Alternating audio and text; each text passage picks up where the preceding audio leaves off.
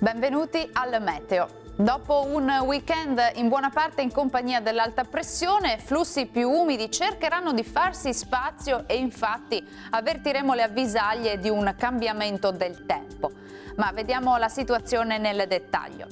Sul Veneto il cielo risulterà molto nuvoloso, sarà infatti una giornata piuttosto grigia come vedete e dentro la nottata arriverà anche qualche pioggia, per ora solamente sui monti.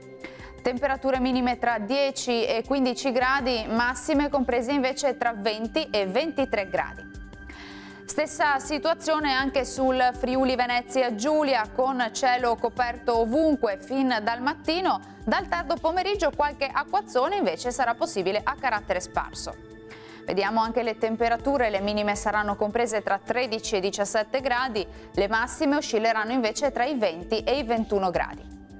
Ci spostiamo infine sul Trentino Alto Adige, il cielo anche qui sarà molto nuvoloso ma senza piogge, qualche spazio maggiormente soleggiato invece sarà possibile solamente sui settori alpini di confine. Temperature minime sui 10 gradi, massime tra 24 e 25 gradi. Dal Meteo di Antenna 3 è tutto, grazie per l'attenzione e arrivederci.